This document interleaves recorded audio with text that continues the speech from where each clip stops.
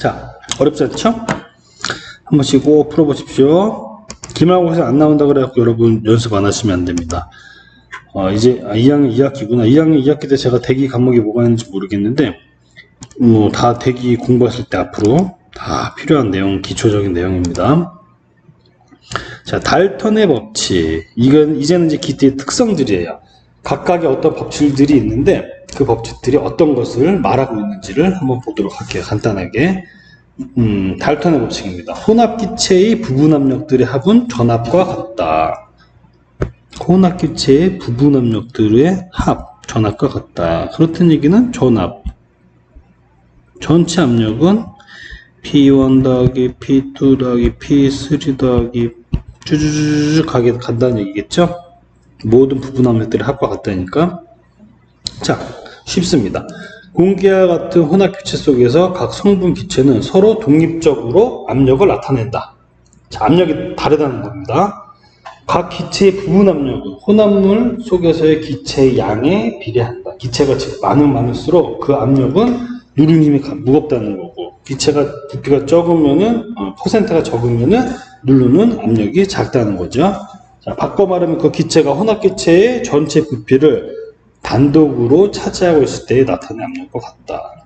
즉 부분압력은 전압 곱하기 분율, 전체의 압력 곱하기 속해 있는 퍼센트 분율 곱해주는 거예요. 자, 대기 중에 산소의 분압, 대기 중에 전체 압력이 몇입니까? 1이죠. 산소의 분압을 물어보는 거예요. 그렇다면은 전압, 이 전압이 1이죠. 전체 분율은 산소는 21% 갖고 있잖아요. 대기 중에, 공기 중에. 이 0.1, 0.1이 ATM. 대기 중에 질소 79% 갖고 있습니다. 두 개 합하면 100이네. 근데 다른 것들도 있는데 대략적으로 저희가 이렇게 얘기하죠. 다른 것들 너무 작으니까 무시하고. 자, 0.79 기압 부분압력. 자, 이 부분압력 하면 곱하면 전압. 혼합기체 부분압력의 합은 전압과 같다. 혼합기체 부분압력의 합은 전압 1과 같다. 그죠? 어렵지 않습니다. 헨리의 법칙. 이 중에서 오늘 이제 기체의 특성 중에서 사실은 헨리의 법칙이 가장 중요하긴 합니다. 그치? 이게 이제 용해도에 대한 내용이에요. 자, 헨리의 법칙에 의하면 일정한 온도에서 일정한 부피의 액체에 용해되는 기체 양은 그 액체에 미치는 기체 압력에 비례한다. 자, 위에 지금 압력이 있으면은 그 압력이 다 틀리다 그랬죠. 기체마다. 근데 그 압력이 세면은 그만큼 물에 많이 녹는다는 얘기예요. 쉽게 이해가 되죠? 막 누르니까 물에 막 쏙쏙 들어간다고 생각하시면 돼요. 기체의 용해도는 그 기체에 작용하는 분압에 비례한다. 압력이 높으면 용해도가 높다라는 얘기입니다. 기체의 용해도는 헨리의 법칙에 따라 압력이 2배가 되면 용해도가 2배가 된다. 이는 모든 기체에 적용되지는 않습니다. 예를 들면은 염화수소 가스는 용해도가 매우 크기에 압력이 2배가 된다고 2배가 용해되지 않는다. 뭐 더 높겠죠. 헨리의 법칙이 잘 적용되는 기체는 질소, 산소, 이산화탄소 등이다. 자, 이런 것들은 전제 조건이 주어집니다. 하지만 저희는 우리가 이 헨리의 법칙이 통하지 않는 문제를 접할 일은 없겠죠. 문제가 나왔다고 치면 다 헨리의 법칙이 통한다는 내용입니다. 그래서 기체 용해도는 그 헨리 상수 곱하기 부분 압력, 이 부분 압력에 헨리 상수를 곱해주게 됩니다. 이 헨리 상수는 각 기체의 이제 물질에 따라서 용해도 실험 상수 값이에요. 용해도의 실험 상수. 이건 정해져 있는 게 아닙니다. 자, 그래서 사실은 이 용해도 실험 상수, 헨리 상수가 다 표에 만들어져 있어요. 우리 텍스트를 보면은 모든 물질이 어느 정도 다 누군가는 해놨습니다. 우리도 실험을 해가지고 그 값을 참고로 우리가 한번 실험을 해서 경험적으로 실험 상수를 구하고 쉽게 접근할 수가 있어요. 자, 브로마메틸의 헨리 법칙 상수는 25도씨에서 0.159이다. 부분 압력이 125라면 25도씨일 때 브로마메틸의 물에서의 용해도는 몇인가? 자, 그냥 뭐 용해도 물어보는 거니까 압력이 주어지고 용해도 물어보면 그냥 헨리 법칙으로 하면 되겠죠. 자, 헨리 법칙 뭐였습니까? CS 기체 용해도는 헨리 상수 곱하기 부분의 압력입니다. 그렇죠? 자, 그렇다면 브로메틸의 물에서의 용해도를 구했으니까 용해도 X 몰 퍼 리터를 물어봤습니다. 그렇죠? 자, 그러면은 헨리상수 주어졌죠? 0.159 몰 리터 곱하기 ATM으로 되어 있습니다. 그죠? 그 다음 부분 압력을 구해야죠. 부분 압력 몇입니까? 125 mHg입니다. 자, 그럼 요거 mHg 없애주고 싶죠? 1기압은 760 mHg가 되겠습니다. 샹 몰 퍼 리터. 그죠? 몰 퍼 리터 그대로 남네요. 그러면은 0.026 몰 퍼 리터 라지 M이라고 써야 되죠? 이렇게 되겠습니다. 어렵지 않아요. 2번 질소의 수중 용해도는 20도씨에서 용액 위 압력이 1.5기압일 때 2.2 곱하기 10의 3승 10의 마이너스 3승 그램 퍼 리터이다. 자, 20도씨에서 질소는 용액 위 압력이 1.5기압일 때 2.2 곱하기 10의 마이너스 3승 그램 퍼 리터가 녹는다는 얘기입니다. 그만큼 1리터에 2.2 곱하기 10의 마이너스 3승 그램만큼이 녹는다는 거예요. 용해도. 자, 용액의 압력이 3기압일 때 같은 온도에서 모든 조건이 같을 때 압력만 바뀐 겁니다.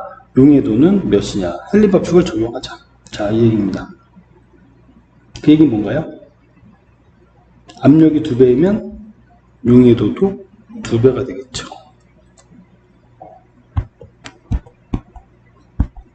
근데 이 압력이 1.5였습니다. 아까. 그죠? 1.5였을 때 몇이었어요?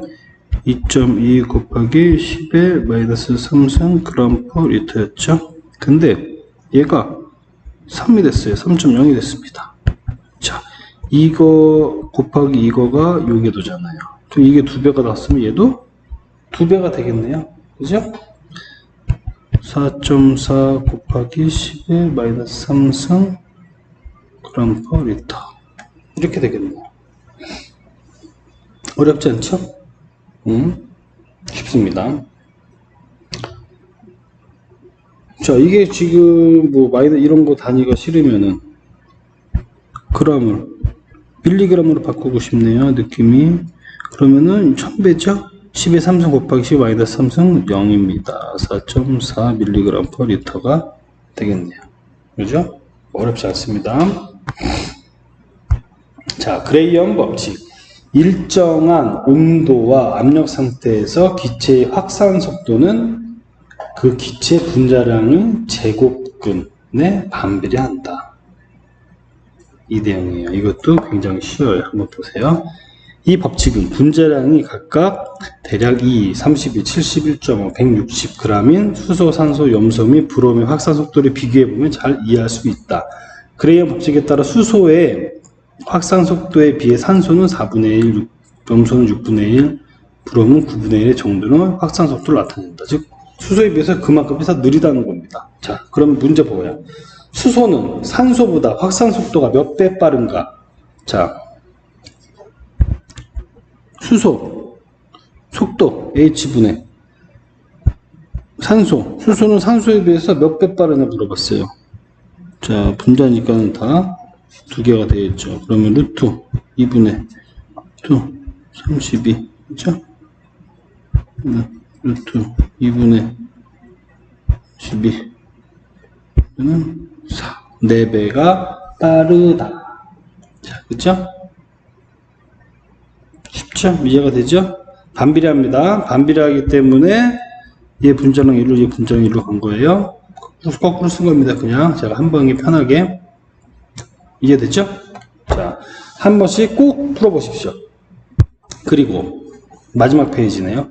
기본적인 화학물질 배출원과 피해 및 영향. 이런 것들은 저희가 나중에 많이 쓸 거예요. 뭐 그런 같은 경우는 빨간색은 제가 표시해 놓은 거예요. 꼭 기억했으면 좋겠는 것들은 PCB는 카네미우즘, 페놀은 염소도 시클로로펜을 박제한다. 비소는 흑피증, 망가는 이런 거, 카드뮴은 이따이, 수은은 미나마타. 자, 이런 물질들은 꼭 기억했으면 하는 마음에 제가 표시를 해놓은 거예요. 기말고사에 나올 수도 있고 안 나올 수도 있습니다.